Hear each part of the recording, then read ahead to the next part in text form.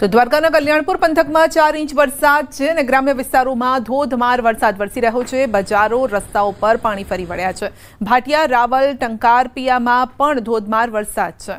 પાનેલી, ભોગત, નાવદરામાં લાંબા સમય બાદ આ વરસાદ વરસ્યો છે, જેના કારણે ખેડૂતો ખુશખુશાલ છે। ક્યાંક પાણી પણ ફરી વળ્યા છે।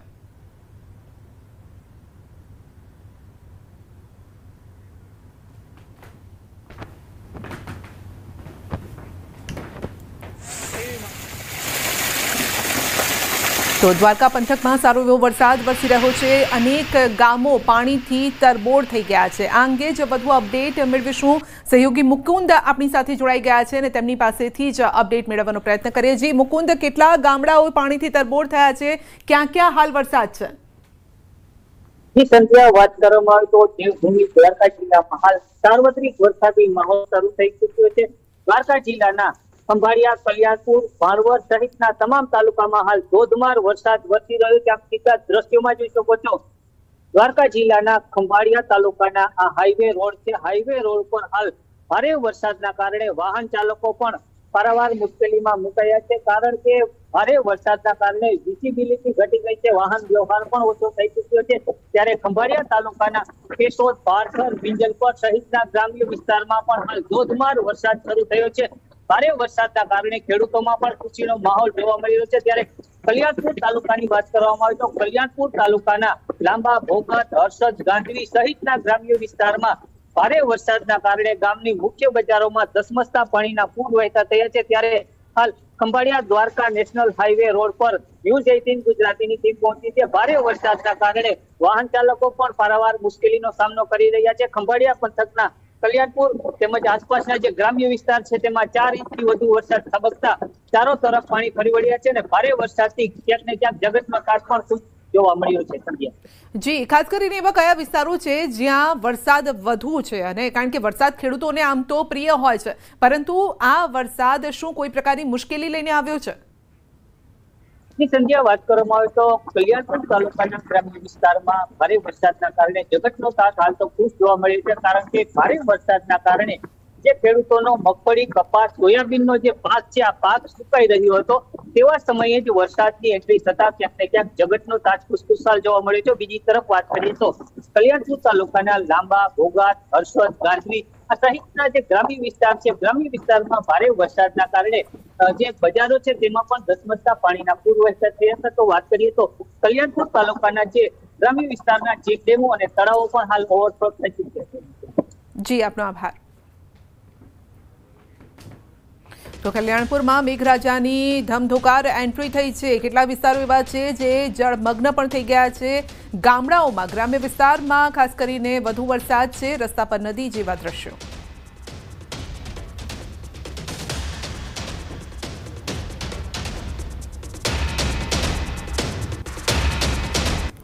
તો ગીર સોમનાથના તાલાલાની હિરણ નદીમાં પૂર આવ્યું છે। હિરણબાઈ ડેમના દરવાજા ખોલવાની ફરજ પડી। તાલાલા, વેરાવળના 15 ગામોને એલર્ટ કરાયા।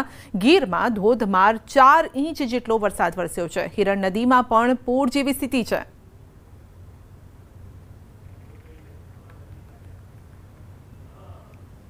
તો જૂનાગઢના માંગરોળમાં ધોધમાર વરસાદ, મુશળધાર વરસાદે સર્જી છે। માંગરોળમાં મુશ્કેલી, રસ્તા પર પાણી ભરાયા, રસ્તો બંધ થયો। સુલતાનપુર ભાટ ગામનો રસ્તો બંધ થયો છે। રસ્તા ઉપર પાણી ફરી વળ્યા છે અને વાહન ચાલકોને મુશ્કેલી પણ નડી રહી છે। બંને ગામ વચ્ચેનો સંપર્ક તૂટી ગયો છે। ઘૂંટણસમાં પાણીમાંથી લોકો પસાર થવા માટે મજબૂર બન્યા છે।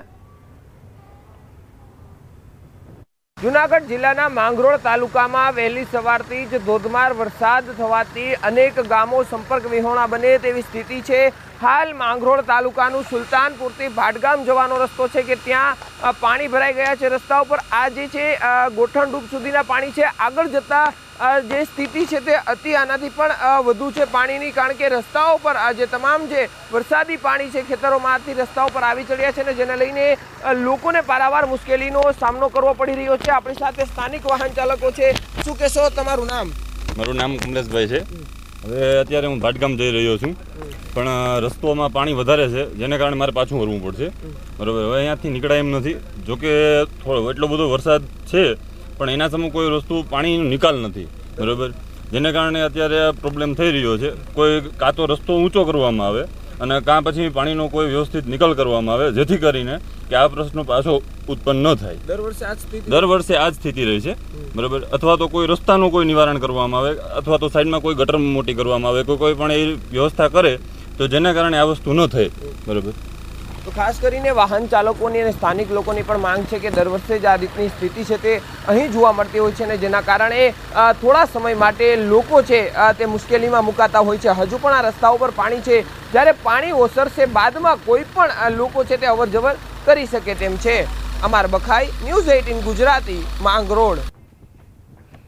તો મેઘરાજાએ દક્ષિણ ગુજરાતમાં પણ હાજરી પુરાવી છે. વલસાડના ઉમરગામમાં ધોધમાર વરસાદ, જેના કારણે અનેક વિસ્તારો અને રસ્તા પર પાણી ફરી વળ્યા છે. તો કેટલી જગ્યાએ દુકાનોમાં પાણી ભરાઈ ગયા છે. વેપારીઓની મુશ્કેલી વધી છે. સવારથી જ ઉમરગામમાં ભારે વરસાદ છે. ઉમરગામના સ્ટેશન રોડ સહિત મુખ્ય માર્ગો પર પાણી ભરાઈ ગયા હતા. તો દહાડના કલ્પતરુ સોસાયટી વિસ્તારમાં પણ માર્ગ પર પાણી ફરી વળ્યા હતા. વાહન ચાલકો અને રાહદારીઓ અટવાયા હતા.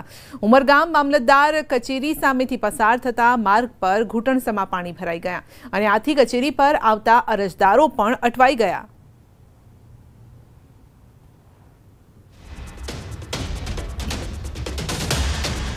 તો આ તરફ કચ્છના જિલ્લા મથક ભુજમાં પણ વરસાદ. ભુજ શહેર અને ગ્રામ્ય વિસ્તારોમાં વરસાદ. ભારે પવન સાથે વરસાદની શરૂઆત થઈ. વરસાદથી લોકોને ઉકળાટથી રાહત મળી છે.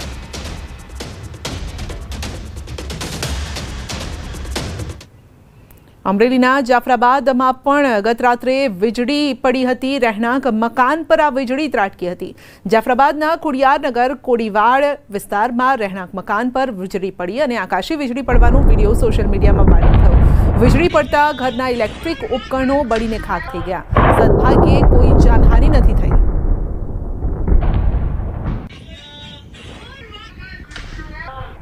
તો વીજળી પડવાનો વિડીયો સોશિયલ મીડિયામાં વાયરલ થઈ રહ્યો છે. અમરેલીના આ દ્રશ્યો છે. સૌરાષ્ટ્રમાં 2 દિવસથી વાદળછાયું વાતાવરણ છે અને ત્યારબાદ ઝમાઝમ વરસાદ પણ વરસી રહ્યો છે. અને તેવામાં અમરેલીમાં એક ઘર પર વીજળી પડી હતી. ઇલેક્ટ્રિક જે સામાન હતો તેને અસર પહોંચી છે.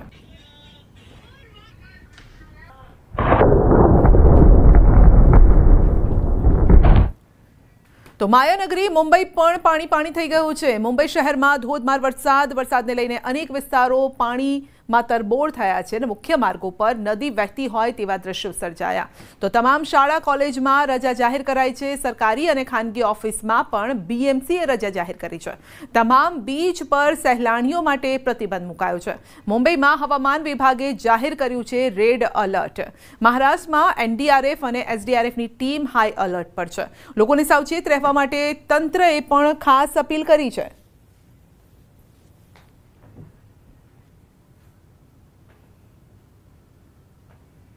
તો મુંબઈમાં મેઘરાજાએ સટાસટી બોલાવી. ભારે વરસાદ ખાબકતા ચોતરફ પાણી થઈ ગયું.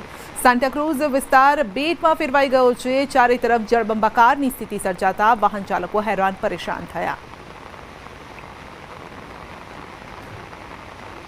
મુશળધાર મેઘાએ મુંબઈની હાલત બગાડી નાખી છે. થાણેમાં ધોધમાર વરસાદ વરસતા પાણી થઈ ગયું છે. થાણેનું ઉપવન તળાવ ઓવરફ્લો થતા આસપાસના વિસ્તારોમાં પાણી ઘૂસી ગયા હતા. તો ઉપવન તળાવ ઓવરફ્લો થયું છે અને રાહદારીઓ મુશ્કેલીમાં મુકાયા. જ્યારે રસ્તા પરથી પસાર થયા તો અનેક વાહનો પણ બંધ થઈ ગયા, કારણ કે વાહનો અડધા ડૂબી જાય એટલા પાણી અહીં ભરાયેલા છે. તો મુંબઈના થાણેના આ દ્રશ્યો છે, જ્યાં ધોધમાર વરસાદ મુશ્કેલી લઈને આવ્યો છે.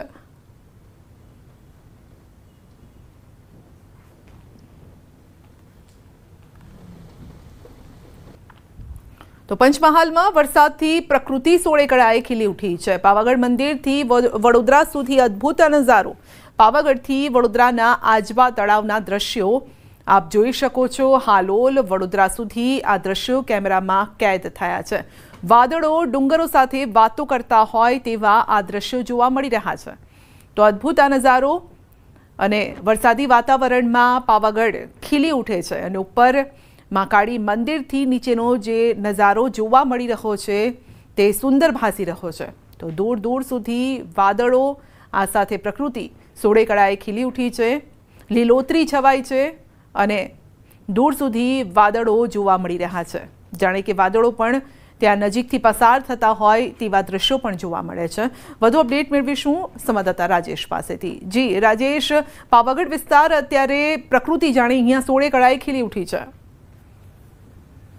પંચમહાલ જિલ્લાનું યાત્રાધામ પાવાગઢ અને જાંબુઘોડા વન વિસ્તાર હાલ સોળે કળાએ પ્રકૃતિ ખીલી પ્રકારના દ્રશ્યો જોવા મળી રહ્યા છે. સાથે સાથે જ વહેલી સવારે જ્યારે સૂર્યનું પ્રથમ કિરણ પડતું હોય છે પૃથ્વી પર, દરમિયાન પાવાગઢ ડુંગર ઉપરથી છેક વડોદરા સુધી આજવા તળાવ સુધીના જે દ્રશ્યો છે કેમેરામાં આરામથી કંડારી શકાતા હોય છે.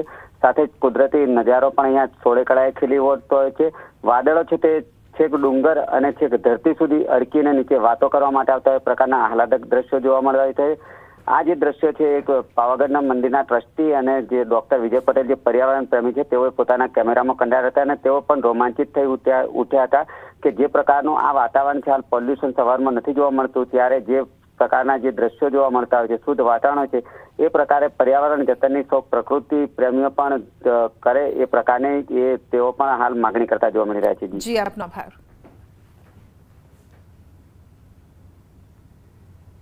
આ તરફ અમદાવાદ એરપોર્ટ સર્કલને નિવૃત્ત આર્મી જવાનોએ બાનમાં લીધો છે અને નિવૃત્ત આર્મી જવાન દ્વારા રોડ બ્લોક કરવામાં આવ્યો. છેલ્લા અડધા કલાકથી સ્થાનિક પોલીસ દ્વારા આપવામાં આવી રહી છે સમજ. પોલીસની સમજાવટ છતાં રોડ સર્કલ પર નિવૃત્ત સૈનિકો બેસી રહ્યા છે. એરપોર્ટથી આવવા જવાનો જે રસ્તો છે તે પણ બ્લોક થઈ ગયો છે. પોલીસે વિરોધ કરનાર માજી સૈનિકોની અટકાયત કરી છે.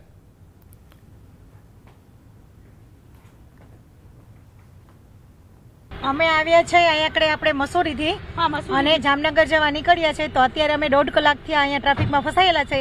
અમારે નાના નાના બાળકો છે એ પણ ભૂખ્યા ને તરસા છે. જો આ ટ્રાફિક જામ હટે તો અમે આગળ નીકળી શકીએ. 1.5 કલાકથી તમે 1.5 કલાકથી અમે વેઇટ કરી માટે આવ્યા છો. ખાસ ફરવા નીકળ્યા હતા હરિદ્વાર, મસૂરી અને ત્યાં અમે ઋષિકેશ ને ત્યાં ફર્યા. ત્યાંથી અમે ફ્લાઇટ અહીંયા 1 વાગે અમને છોડી. 1 घंटे से यहाँ हूँ. 1 घंटे से परेशान नहीं हूँ, मैं दिल्ली से आ रही हूँ. हाँ, और ऐसा ट्रैफिक देखो परेशान भी इतना दूर. और ये क्या हो रहा है इधर हो रहा है क्या? विरोध चल रहा है, आंदोलन चल रहा है. रोड के पब्लिक के बीच में पुलिस वगैरह कोई है ही नहीं क्या? हम तो टैक्सी वाले हैं, एक बात समझिए. हाँ, बाकी सब लोग जिसकी ट्रेन है, जिसका वो है, किसी का मेडिकल प्रॉब्लम है, वो सारे फंसे हुए हैं. बिल्कुल. मेडिकल वाले का भी फंसे हुए हैं. तो हम निवेदन करते हैं कि इसको जल्द से जल्द खत्म करो. बिल्कुल. और इंसाफ होना चाहिए. जो आर्मी वाले को मारा है उसका भी इंसाफ होना चाहिए, क्योंकि हमारा देश की आर्मी के हाथ उठाया उन लोग ने. અમદાવાદના એરપોર્ટ સર્કલ ઉપર અચાનક જ ટ્રાફિક રોકી દેવામાં આવ્યું છે. ટ્રાફિક રોકનાર આપ જોઈ રહ્યા છો મોટી સંખ્યાની અંદર નિવૃત્ત સૈનિકો, નિવૃત્ત આર્મી મેન તમામ અહીં ઉપસ્થિત છે. તેમની સાથે પણ વાતચીત કરીશું. પરંતુ જે પ્રકારનો વિરોધ થઈ રહ્યો છે, મને કહેશું કે ટ્રાફિક રોકવા પાછળનું કારણ શું?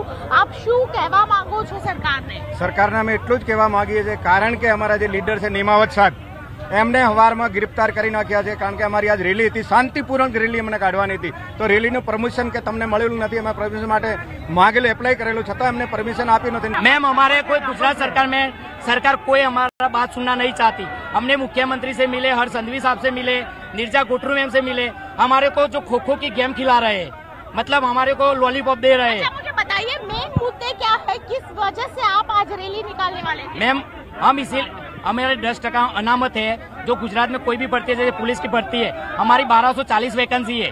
तो उसमें से हमारे बंदे सिलेक्ट करनी चाहिए. लेकिन हमारी जगह हमारे को 40 मार्क क्राइटेरिया रखा है, लेकिन हमारे में वो नहीं रखना चाहिए. हमारा सुप्रीम कोर्ट और हाई कोर्ट का आदेश है कि इनको हमारे को लागू नहीं है, लेकिन हमारी जो वैकेंसी हमारे में भरनी चाहिए. તમામ લોકો છે કોઈ પણ સમજવા તૈયાર નથી. મુદ્દો એટલો છે કે સરકાર સુધી તેમની વાત પહોંચે અને ખાસ કરીને મુખ્ય આંદોલન જેમણે શરૂ કર્યું છે નિમાવતજી, તેમને ખાસ કરીને અહીં તેમને છોડવામાં આવે તે પ્રકારની માંગ છે આ તમામ લોકોએ કરી છે સરકાર સમક્ષ. કેમેરા પાસે ખેંગા રાઠોડ સાથે દીપિકા કુમાર, ન્યૂઝ 18 ગુજરાતી, અમદાવાદ. ગાંધીનગરમાં માજી સૈનિકોનું આંદોલન ઉગ્ર બન્યું છે. ગાંધીનગર પોલીસ છાવણીમાં ફેરવાયું છે. 22 દિવસથી સત્યાગ્રહ છાવણી ખાતે આંદોલન છે. દેખાવકારોની પોલીસ સવારથી જ કરી રહી છે અટકાયત અને ગઈકાલે મુખ્યમંત્રી સાથે કરી હતી બેઠક. અનામત સહિતની માંગોને લઈને વિરોધ છે. માજી સૈનિકોના વિરોધ અંગે બોલ્યા છે એમએલએ ઉમેશ મકવાણા કે મેં માજી સૈનિકોની મહારેલીને સમર્થન કર્યું હતું. અટકાયતની ઘટનાને વખોડું છું. કે આને હું સખત શબ્દોમાં વખોડી રહ્યો છું, કારણ કે મેં પણ એક ધારાસભ્ય તરીકે આનું સમર્થન આપ્યું હતું. જ્યારે પણ આનું સંગઠન જે પણ યોજના ઘડશે એમાં ધારાસભ્ય તરીકે મારી સરકાર અને માજી સૈનિકો વચ્ચેની કડી રૂપ હું બનીશ અને એની ફરીથી એની માંગણીને લઈ અને સરકારમાં રજૂઆત કરીશ. અને જો ફરીથી એ લોકો પદયાત્રા કે આંદોલન કરવા માગતા હશે એમાં પણ મારું સમર્થન રહેશે.